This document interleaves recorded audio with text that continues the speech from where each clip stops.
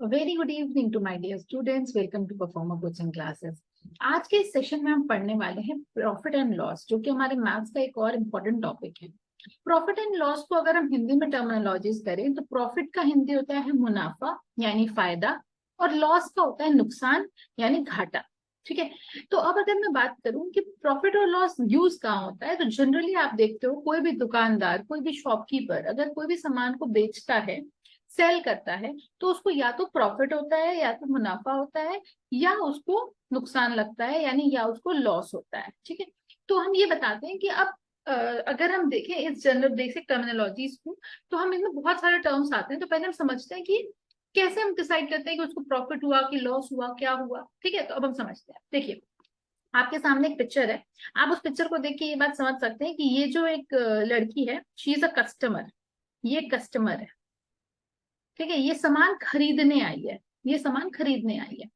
और ये जो लड़की है, ये हमारी शॉपकीपर है। ठीक है, ये सामान को बेच रही है, she is selling an item.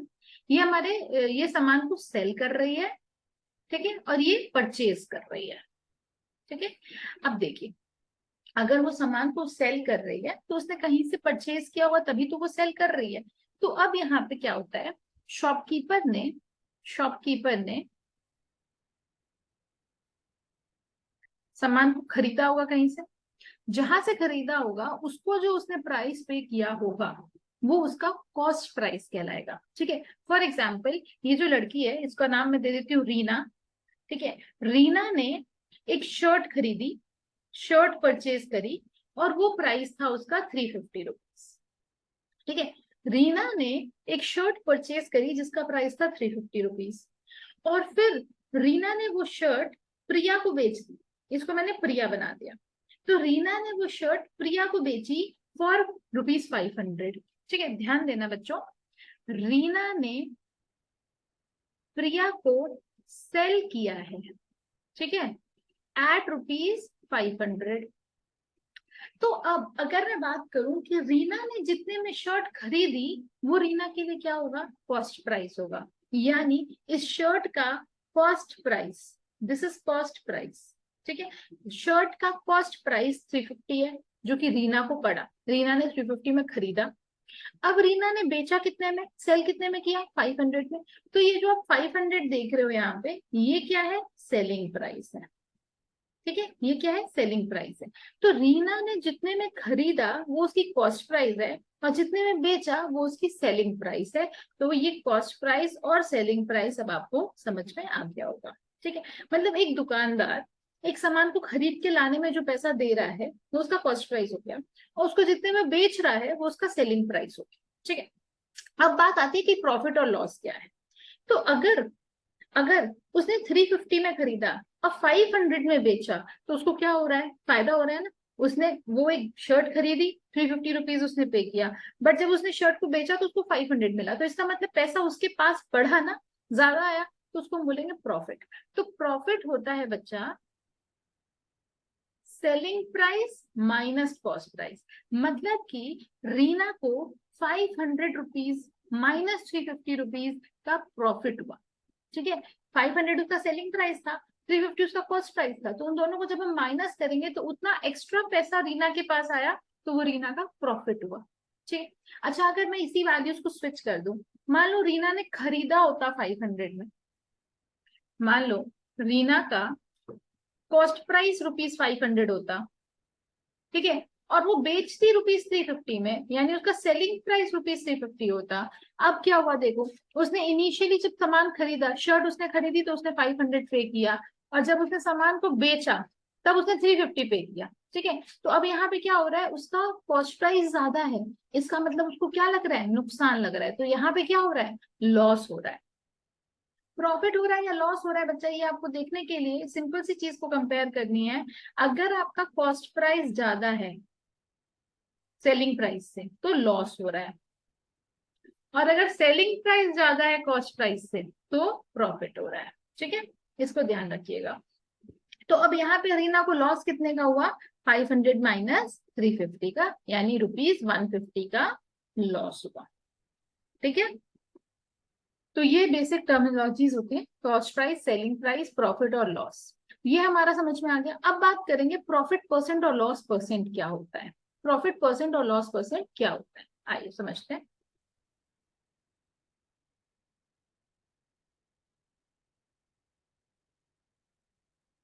अभी हमने लास्ट लेक्चर में परसेंटेज पढ़ा था, तो आई होप आपको परसेंटेज क्लियर हो गया हो। ठीक है, तो अब आपको यहाँ पे वही परसेंटेज निकालना है। अब ध्यान दीजिएगा,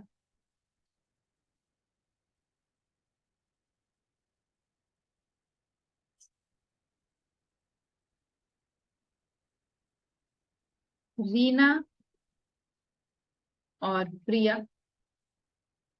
रीना ने का कॉस्ट प्राइस है ₹350, सेलिंग प्राइस है ₹500। तो अब सेलिंग प्राइस ज्यादा है कॉस्ट प्राइस से, तो इसका मतलब रीना को क्या हो रहा है, प्रॉफिट हो रहा है। प्रॉफिट कितने का हो रहा है, selling price minus cost price, ma'am ₹150 का हो रहा है। बिल्कुल सही बेटा। अब एक बात बताओ बच्चा, रीना को 150 का प्रॉफिट कितने पैसों पे हो रहा है, 350 पे हो रहा है ना। रीना को 150 का प्रॉफिट कब हो रहा है, जब उसने 350 की एक शर्ट खरीदी तब हो रहा है। ठीक है, यानी उसने 150 रुपीज का खर्चा, 150 रुपीज कब कमाया, जब उसने 350 रुपीज खर्च किया। ठीक है, तो यानी रीना को 150 का प्रॉफिट कब हो रहा है, जब उसने किसी एक आइटम को 350 में परचेज किया, तब उसको 150 का प्रॉफिट हो रहा है। तो यानी 150 आउट ऑफ 350, ठीक है, और इंटू 100, ये हमारा क्या आएगा बेटा, प्रॉफिट परसेंट। तो अगर आपको कभी भी प्रॉफिट परसेंट निकालना है, नोट डाउन कर लीजिएगा ये सारे formulas.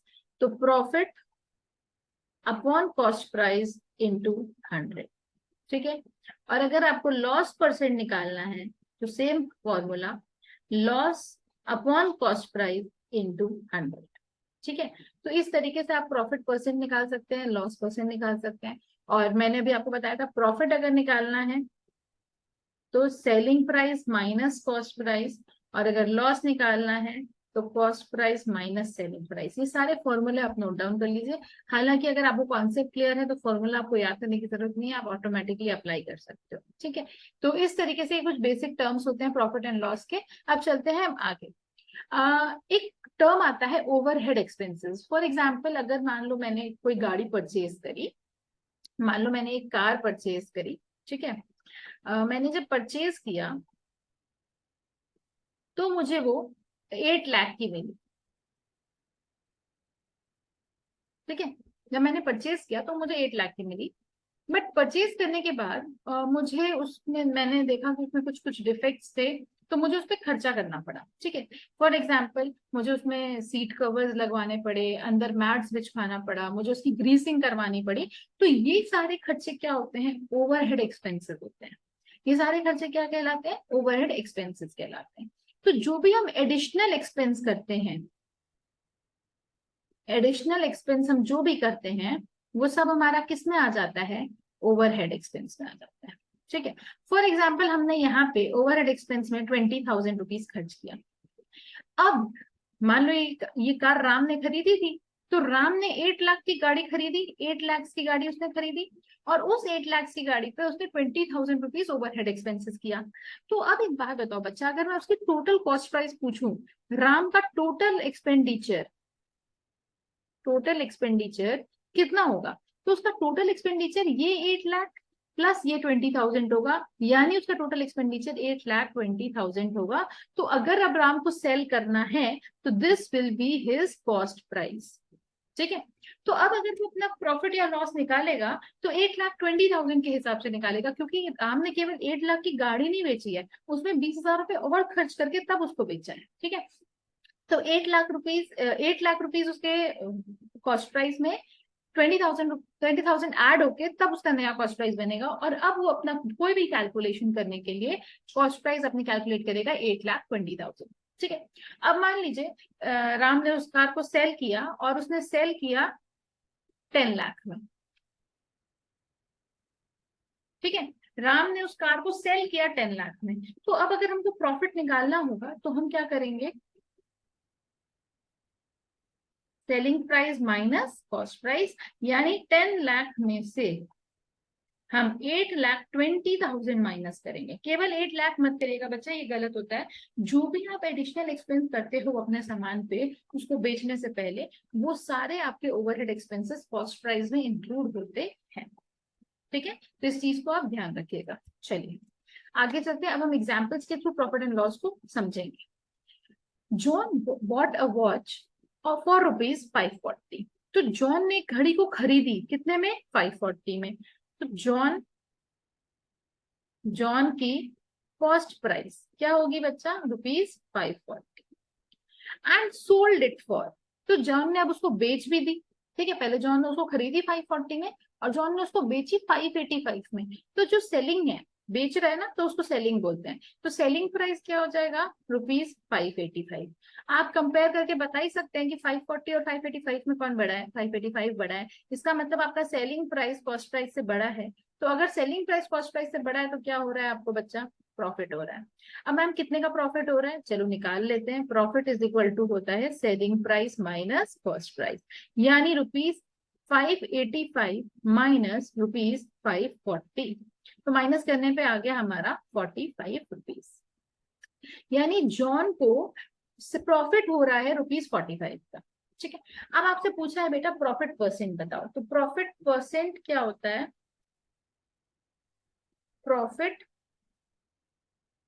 Upon cost price into 100। ठीक है, तो प्रॉफिट हो गया हमारा 45, कॉस्ट प्राइस हो गया हमारा 540 और इंटू 100। हम इस तरीके से जब कैलकुलेट कर लेंगे तो हमारा क्या आ जाएगा? प्रॉफिट परसेंट आ जाएगा। तो ये क्वेश्चन बहुत ही बेसिक क्वेश्चन था प्रॉफिट एंड लॉस का, एंड आई होप अब आपको क्लियर हो गया होगा। ठीक है, चलिए नेक्स्ट क्वेश्चन की तरफ चलते हैं, और थोड़ा ध्यान दीजिएगा क्वेश्चंस में थोड़े ट्विस्ट एंड टर्न्स आते जाएंगे ताकि आपके थोड़ा एक लेवल अपग्रेड भी होता जाए। अब यहाँ पे बात हो रही है फ्रूट वेंडर की। Fruit vendor buys certain number of oranges. Fruit vendor ने क्या खरीदे? ऑरेंजेस खरीदे। If the selling price of 6 oranges is equal to cost price of 5 orange, question में क्या दिया है बच्चा कि selling price of 6 orange is equal to cost price of 5 oranges। ठीक है, तो अगर मैं देखूं 6 ऑरेंज में जितने दाम में बेच रही हूँ उतने दाम में मैंने 5 ऑरेंज खरीदा था।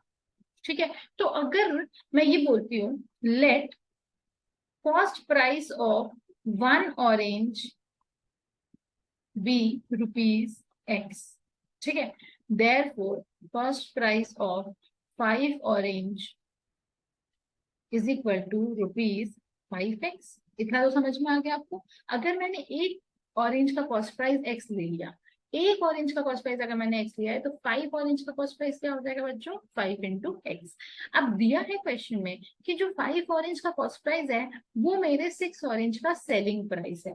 तो अब according to question selling price of 6 orange क्या होगा? 5x upon 5x। ठीक है, सेलिंग प्राइस ऑफ 6 ऑरेंज क्या हो गया? 5x। तो अगर अब मैं बताऊं कि सेलिंग प्राइस ऑफ 1 ऑरेंज क्या है, तो वो क्या है बच्चा? 5x upon 6। ठीक है, अब मुझे ये देखना है कि मुझे प्रॉफिट हो रहा है या लॉस हो रहा है। तो देखो मेरी कॉस्ट प्राइस, एक ऑरेंज की कॉस्ट प्राइस है ₹X और सेलिंग प्राइस है ₹5 अपॉन 6x।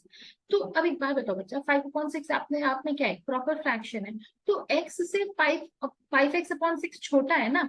अगर मैं कंपेयर करूं तो x और 5x अपॉन 6 में कौन बड़ा है? x बड़ा है। तो अगर मेरा कॉस्ट प्राइस बड़ा है सेलिंग प्राइस से, तो मुझे क्या हो रहा है? लॉस हो रहा है।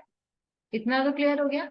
अगर मेरा कॉस्ट प्राइस बड़ा है सेलिंग प्राइस से तो मुझे लॉस हो रहा है। ठीक है, अब loss is equal to cost price minus selling price. तो x माइनस 5x अपॉन 6, और आई होप आपको ये सॉल्व करना आता है। तो हम जब इसको सॉल्व करेंगे x माइनस 5x अपॉन 6, तो आपका आएगा x अपॉन 6। ठीक है, x अपॉन 6 आ गया। आपसे पूछा है लॉस परसेंटेज, प्रॉफिट और लॉस परसेंटेज। तो प्रॉफिट तो आया नहीं, हमारा लॉस आया, तो हमको लॉस परसेंटेज निकालना है। ठीक है, तो मैं थोड़ा सा यहाँ पे रब कर रही हूँ। ओके, देखिए हमको निकालना है लॉस परसेंटेज। तो लॉस परसेंट का फॉर्मूला होता है बच्चा loss upon CP into 100। Loss क्या है मेरा? x अपॉन 6, सीपी क्या है मेरा? x into 100। तो अगर मैं इसको लिखूं x upon 6x into 100, x से x कटेगा और ये हो गया मेरा 50/3, दैट इज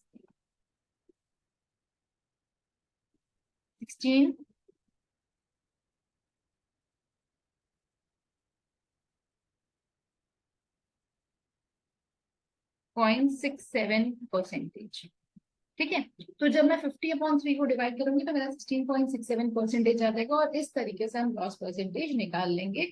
तो आपको इसमें ये ध्यान देना था कि क्वेश्चन में गिवन है कि 6 ऑरेंजेस का जो सेलिंग प्राइस है वो 5 ऑरेंजेस के कॉस्ट प्राइस के बराबर है। तो अगर मैं एक ऑरेंज का कॉस्ट प्राइस एक्स लेती हूँ तो 5 ऑरेंज का कॉस्ट प्राइस 5x हो गया, तो 6 ऑरेंज का सेलिंग प्राइस भी 5x हो गया। तो एक ऑरेंज का सेलिंग प्राइस क्या आ गया, 5x/6। जब हमने x और 5x/6 को कंपेयर किया तो हमारा x बड़ा आया, इसका मतलब हमारा कॉस्ट प्राइस ज्यादा है। और अगर कॉस्ट प्राइस हमारा सेलिंग प्राइस से ज्यादा है, दैट मीन्स क्या हो रहा है, हमको लॉस हो रहा है। लॉस निकालने का फॉर्मूला होता है cost price minus selling price, जिसको सॉल्व करने पे हमारा आया x/6।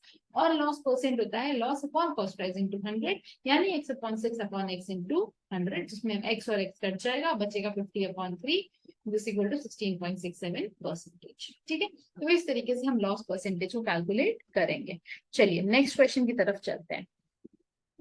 Harpal bought a camera for ₹1280।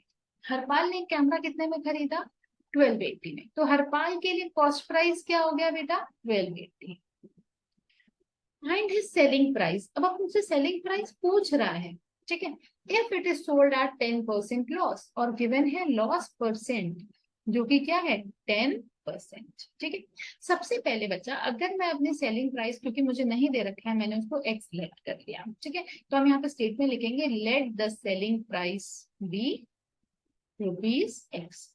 ठीक है, therefore loss is equal to, loss percent दिया इसका मतलब लॉस हो रहा है, तो लॉस इज इक्वल टू क्या होता है, सीपी माइनस एसपी। तो हम बोल सकते हैं 1280 minus x. Loss percent is equal to loss upon CP into 100। Loss percent का वैल्यू दे रखा है बच्चा 10 is equal to 1280 minus x upon 1280 into 100। ठीक है, तो अब हमको यहाँ पे x को सॉल्व करके निकालना है। देखिए 0 से 0 कट जाएगा, प्लीज इस 1280 से 1280 को मत काट दीजिएगा, ऊपर सब्ट्रैक्शन है। सब्ट्रैक्शन और एडिशन जब जुड़े होते हैं, सब्ट्रैक्शन और एडिशन जब दो टर्म्स के बीच में होते हैं तो कोई टर्म डिवाइड होके हटता नहीं है। ठीक है, अब हम इस 10 से इस 10 को भी कट कर सकते हैं, तो हमारा बचा 128 is equal to 1280 minus x. तो x इज इक्वल टू हो जाएगा 1280 माइनस 128। इस x आ गया हमारा ₹1152। इसका मतलब हरपाल ने कैमरा परचेज किया 1280 में और सेल किया 1152 में। तो हमारी सेलिंग प्राइस आ गई ₹115।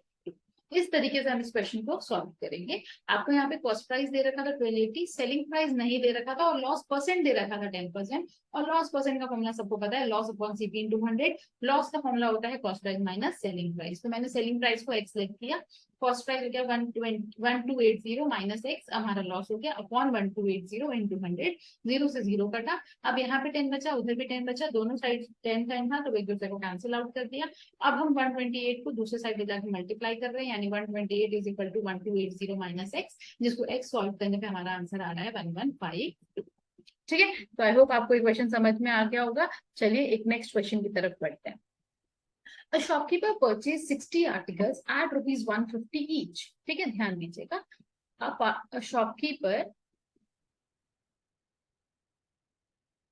purchased, कितने आर्टिकल्स खरीदे शॉपकीपर ने, 60 आर्टिकल्स। ठीक है, कॉस्ट ऑफ वन आर्टिकल क्या है बच्चा,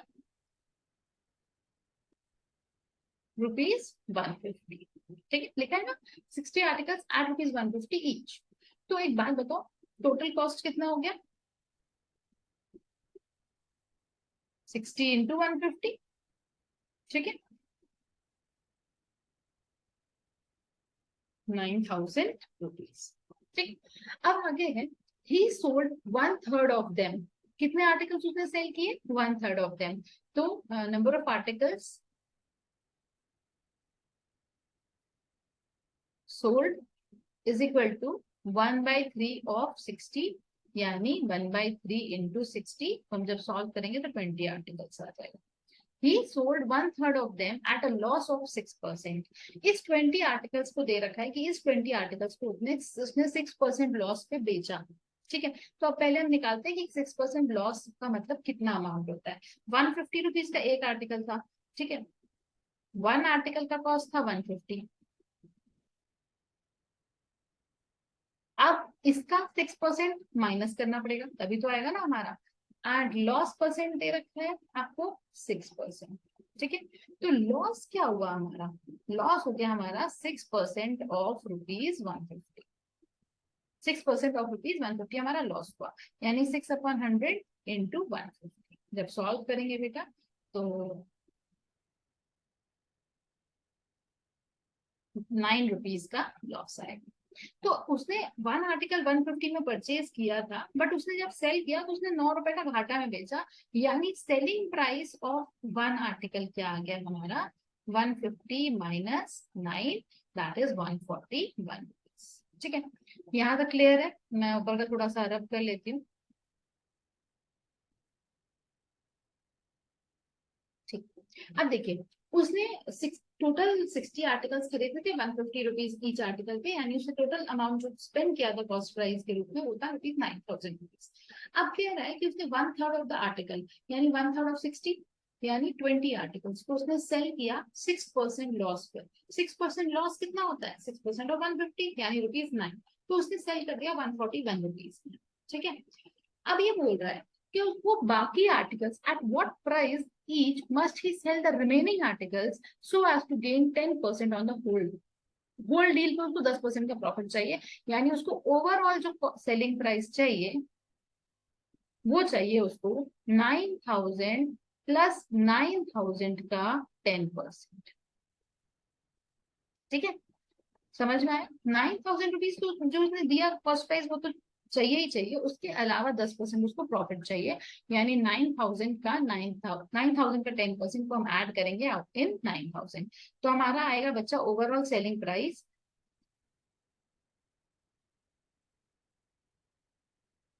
9,900। ठीक है, ये उसको टोटल सेलिंग प्राइस चाहिए। अभी उसने कितनी अमाउंट इकट्ठा किया है? तो अभी उसने अमाउंट इकट्ठा किया है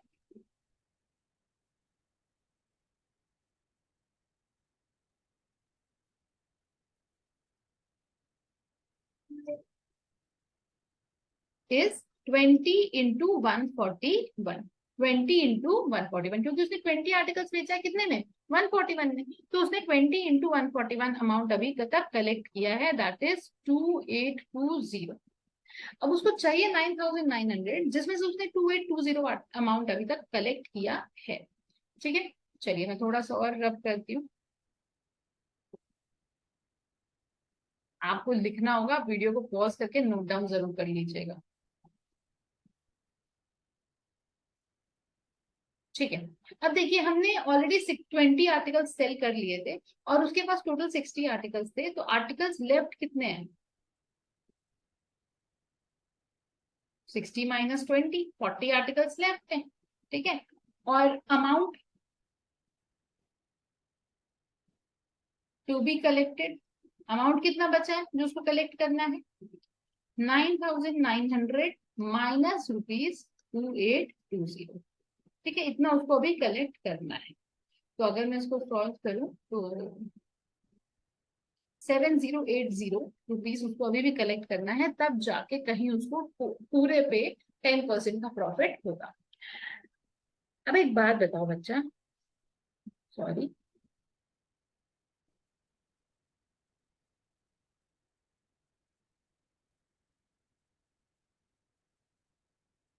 तो अब 7,080 में उसको 40 आर्टिकल्स बेचना है, तो उसको एक आर्टिकल का क्या प्राइस देना पड़ेगा? Since shopkeeper need to sell 40 articles in ₹7,080। ठीक है, ये है 40 आर्टिकल्स उसको 7,080 में बेचने ही बेचने हैं, तो उसको क्या amount, therefore price of each article at which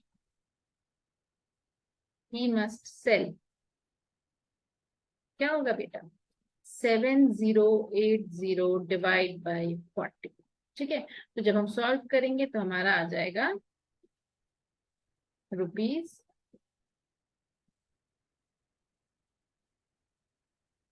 147। ठीक है, तो उसको रुपीज 147 में ये, sorry there is a calculation mistake, 147 नहीं आएगा,